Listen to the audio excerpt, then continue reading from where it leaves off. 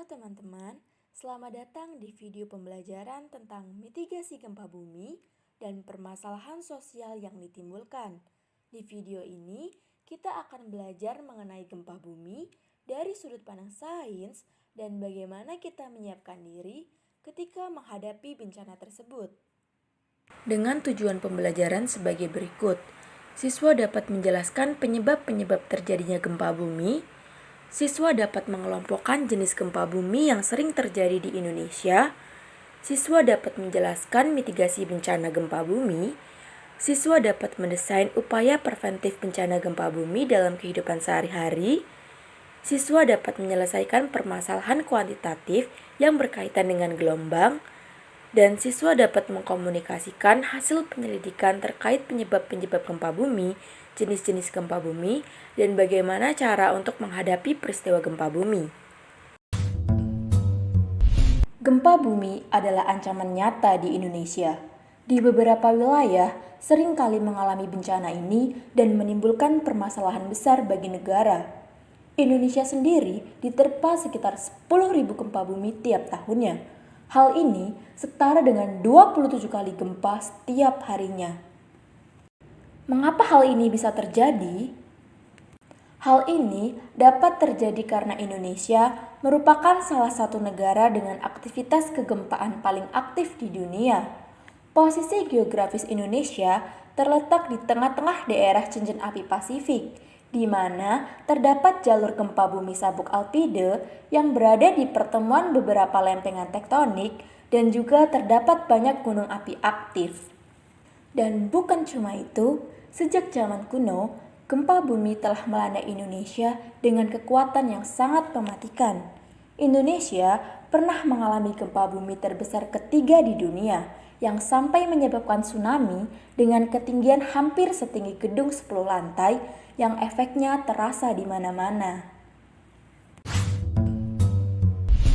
Pada tahun 2004, telah terjadi gempa bumi dengan kekuatan 9,3 skala Richter di Aceh yang menimbulkan gelombang tsunami dengan ketinggian mencapai 30 meter.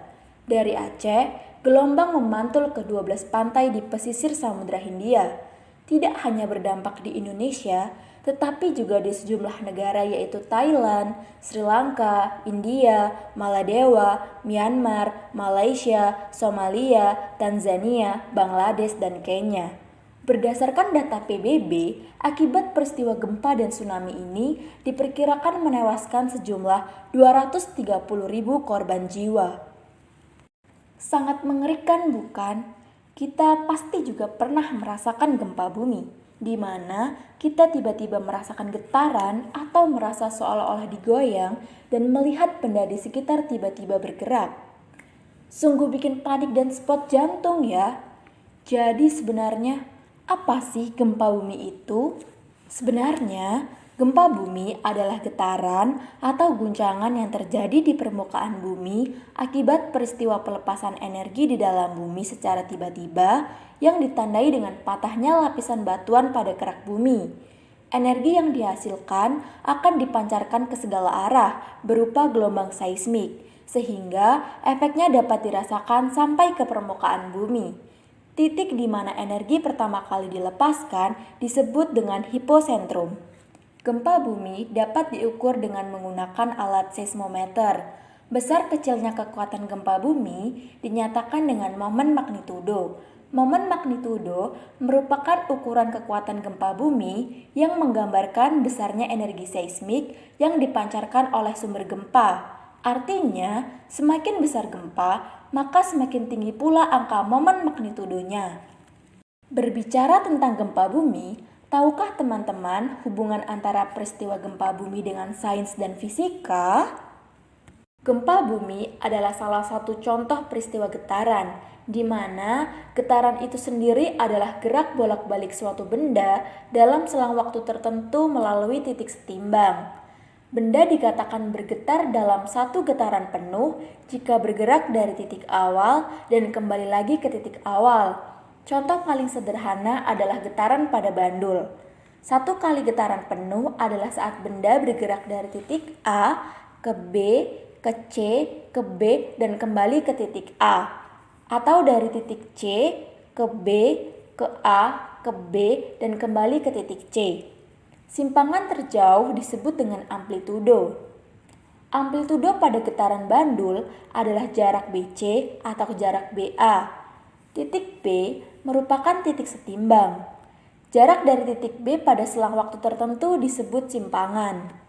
Selain itu, hubungan antara gempa bumi dan prinsip fisika dapat dijelaskan pada prinsip gelombang. Pada peristiwa gempa bumi, terdapat gelombang seismik. Gelombang seismik sendiri adalah gelombang yang dihasilkan gempa bumi yang menjalar pada permukaan bumi. Gelombang seismik terdiri dari dua jenis, yaitu gelombang tubuh atau body wave dan gelombang permukaan atau surface wave. Gelombang tubuh atau body wave menjalar pada bagian dalam bumi dan memiliki frekuensi yang lebih tinggi dari gelombang permukaan. Body wave terdiri dari dua jenis, yaitu gelombang primer P dan gelombang sekunder S. Gelombang primer adalah gelombang seismik yang paling cepat menjalar. Gelombang primer merupakan gelombang longitudinal yang gerak partikelnya sejajar dengan arah rambatannya. Gelombang primer bisa menjalar melalui batuan yang solid dan cairan. Maka dari itu, gelombang primer dapat mencapai inti bumi. Gelombang tubuh yang kedua adalah gelombang sekunder. Gelombang sekunder merupakan gelombang transversal yang arah gerakan partikelnya tegak lurus terhadap arah penjalarannya, sehingga gerakannya seperti gerakan naik turun. Selanjutnya, gelombang permukaan. Gelombang permukaan merambat pada lapisan kerak bumi saja, sehingga memiliki frekuensi yang lebih rendah dibandingkan dengan gelombang tubuh. Gelombang ini bisa diamati melalui seismograf. Gelombang permukaan terdiri dari gelombang Love L dan gelombang Rayleigh R. Istilah-istilah pada peristiwa gelombang. Yang pertama, periode gelombang atau T. Periode adalah selang waktu yang dibutuhkan untuk melakukan satu gelombang. Periode dirumuskan sebagai T sama dengan 1/F, di mana T adalah periode dan F adalah frekuensi dalam satuan Hertz atau Hz. Kedua, frekuensi gelombang. Frekuensi gelombang adalah jumlah gelombang yang terbentuk dalam satu sekon. Frekuensi dirumuskan dengan F sama dengan N/T, di mana F adalah frekuensi, N banyaknya gelombang, dan T besarnya periode. Ketiga, panjang gelombang. Panjang gelombang adalah jarak yang ditempuh dalam satu gelombang. Panjang gelombang dirumuskan dengan lambda sama dengan V/F, di mana lambda adalah panjang gelombang, V adalah cepat rambat gelombang, dan F adalah besar frekuensi. Yang keempat, cepat rambat gelombang. Cepat rambat gelombang adalah jarak yang ditempuh gelombang dalam selang waktu tertentu. Cepat rambat gelombang dirumuskan dengan V sama dengan lambda per T atau V sama dengan lambda dikali F, di mana V adalah cepat rambat dalam satuan meter per sekon. Berdasarkan penyebabnya, gempa bumi dibedakan menjadi 3 jenis, yaitu gempa vulkanik, gempa tektonik, dan gempa runtuhan. Pertama, gempa vulkanik. Gempa bumi vulkanik adalah gempa bumi yang disebabkan oleh aktivitas vulkanik pada sebuah gunung api aktif. Biasanya, sebagai indikasi adanya pergerakan magma di dalam tubuh gunung api sebelum gunung api meletus.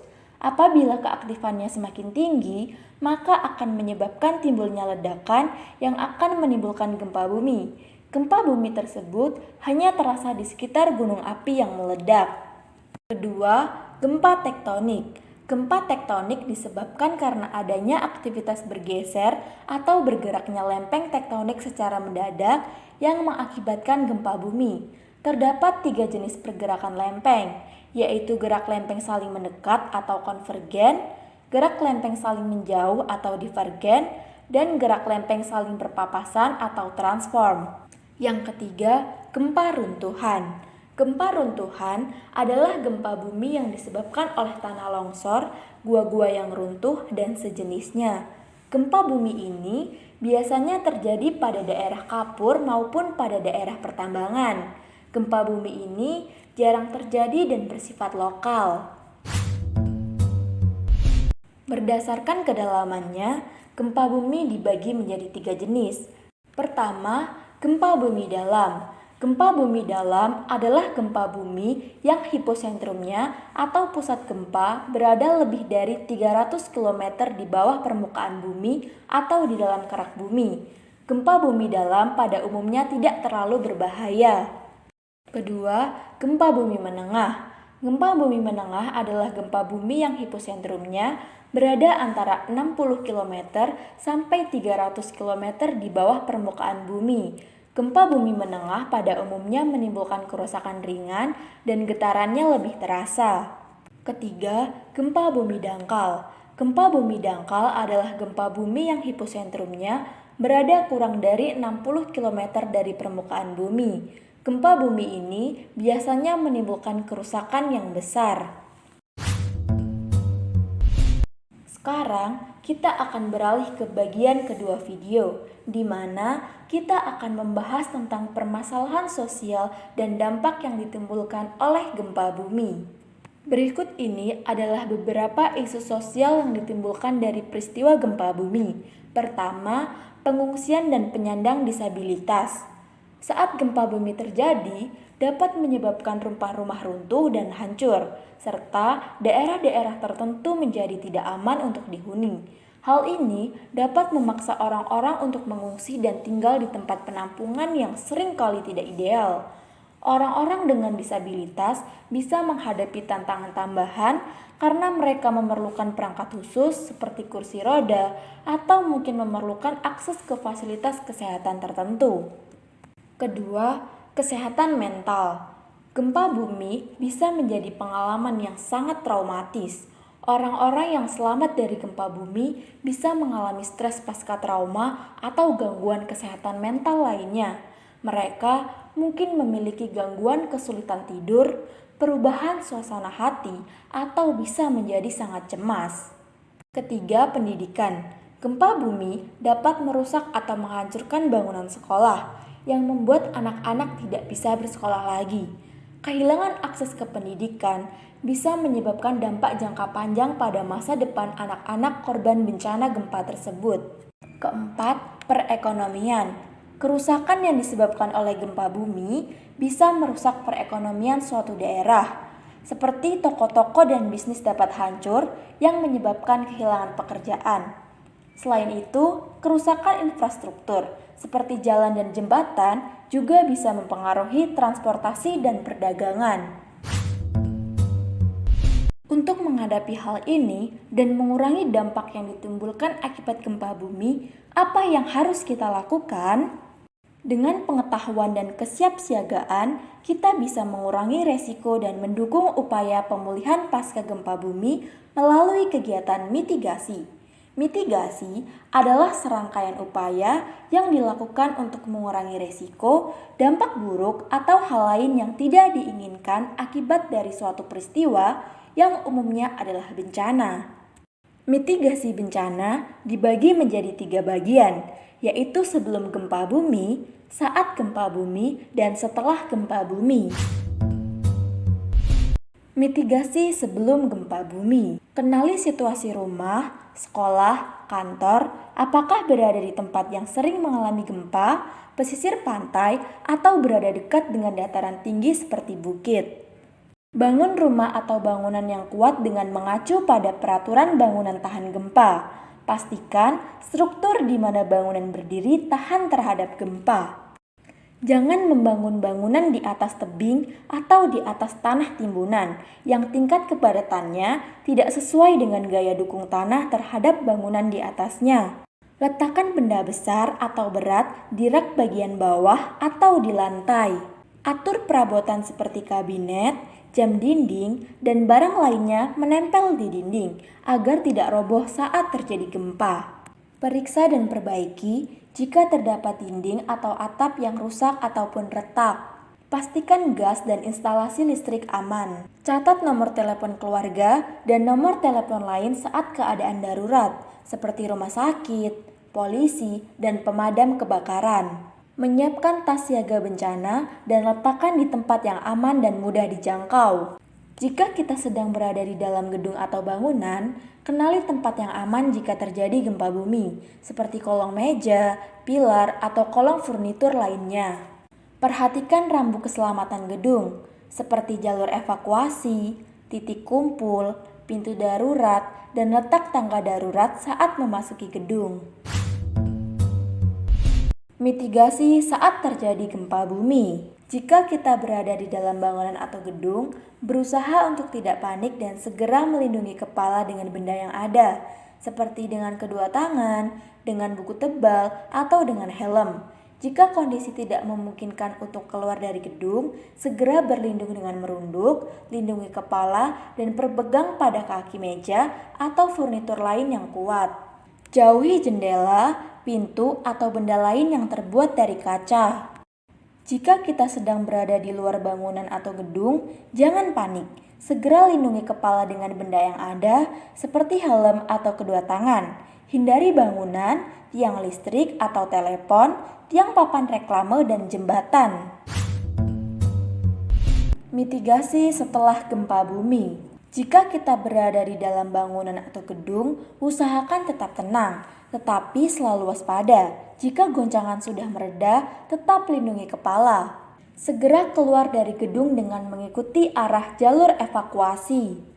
Jauhi lokasi yang berbau gas atau cairan berbahaya, seperti bensin dan lain-lain.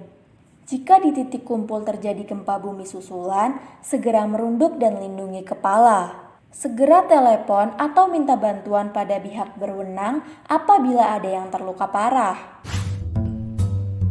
Itu dia upaya mitigasi yang dapat kita lakukan saat sebelum terjadi gempa, saat terjadi gempa, dan saat setelah gempa. Penting untuk kita meningkatkan kewaspadaan dan kepedulian kita terhadap gempa bumi. Kita bisa belajar tentang tanda-tanda awal gempa bumi dan mengikuti prosedur evakuasi yang telah ditentukan. Selain itu, sebagai siswa SMA atau SMK, kita juga bisa berperan langsung dalam upaya mitigasi bencana, yaitu dengan mengadakan pendidikan dan kesadaran.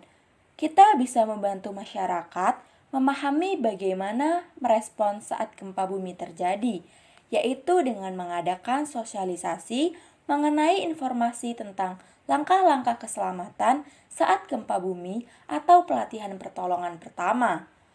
Misalnya dengan memberitahu orang terdekat kita, seperti kedua orang tua dan sanak saudara. Selanjutnya, dengan penggalangan dana.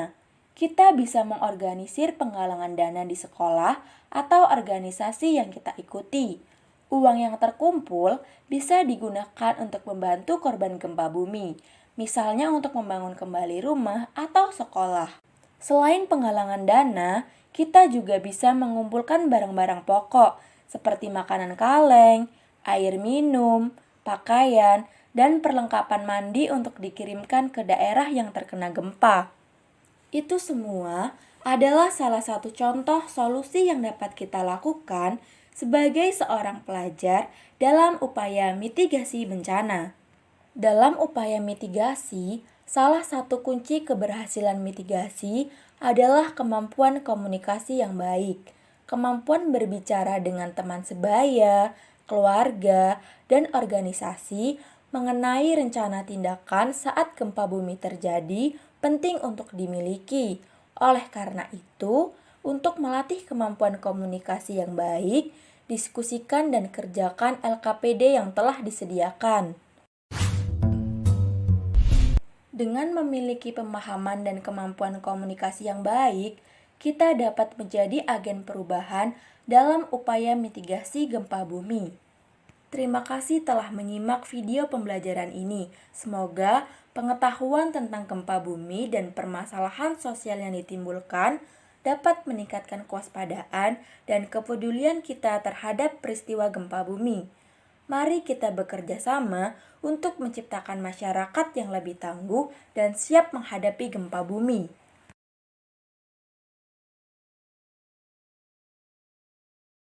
Jika kita sedang berada di luar bangunan atau gedung, jangan panik. Segera lindungi kepala dengan benda yang ada, seperti helm atau kedua tangan. Hindari bangunan, tiang listrik atau telepon, tiang papan reklame, dan jembatan. Mitigasi setelah gempa bumi. Jika kita berada di dalam bangunan atau gedung, usahakan tetap tenang, tetapi selalu waspada. Jika goncangan sudah mereda, tetap lindungi kepala. Segera keluar dari gedung dengan mengikuti arah jalur evakuasi.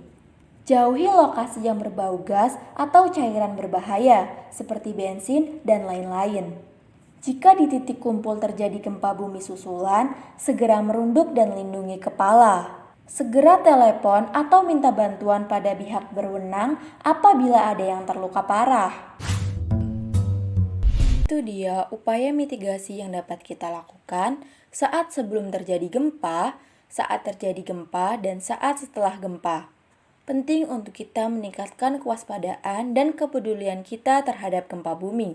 Kita bisa belajar tentang tanda-tanda awal gempa bumi dan mengikuti prosedur evakuasi yang telah ditentukan. Selain itu, sebagai siswa SMA atau SMK, kita juga bisa berperan langsung dalam upaya mitigasi bencana, yaitu dengan mengadakan pendidikan dan kesadaran. Kita bisa membantu masyarakat memahami bagaimana merespons saat gempa bumi terjadi, yaitu dengan mengadakan sosialisasi mengenai informasi tentang langkah-langkah keselamatan saat gempa bumi atau pelatihan pertolongan pertama. Misalnya dengan memberitahu orang terdekat kita seperti kedua orang tua dan sanak saudara. Selanjutnya, dengan penggalangan dana. Kita bisa mengorganisir penggalangan dana di sekolah atau organisasi yang kita ikuti. Uang yang terkumpul bisa digunakan untuk membantu korban gempa bumi, misalnya untuk membangun kembali rumah atau sekolah. Selain penggalangan dana, kita juga bisa mengumpulkan barang-barang pokok seperti makanan kaleng, air minum, pakaian, dan perlengkapan mandi untuk dikirimkan ke daerah yang terkena gempa. Itu semua adalah salah satu contoh solusi yang dapat kita lakukan sebagai seorang pelajar dalam upaya mitigasi bencana. Dalam upaya mitigasi, salah satu kunci keberhasilan mitigasi adalah kemampuan komunikasi yang baik, kemampuan berbicara dengan teman sebaya, keluarga, dan organisasi mengenai rencana tindakan saat gempa bumi terjadi penting untuk dimiliki. Oleh karena itu, untuk melatih kemampuan komunikasi yang baik, diskusikan dan kerjakan LKPD yang telah disediakan. Dengan memiliki pemahaman dan kemampuan komunikasi yang baik, kita dapat menjadi agen perubahan dalam upaya mitigasi gempa bumi. Terima kasih telah menyimak video pembelajaran ini. Semoga pengetahuan tentang gempa bumi dan permasalahan sosial yang ditimbulkan dapat meningkatkan kewaspadaan dan kepedulian kita terhadap peristiwa gempa bumi. Mari kita bekerja sama untuk menciptakan masyarakat yang lebih tangguh dan siap menghadapi gempa bumi.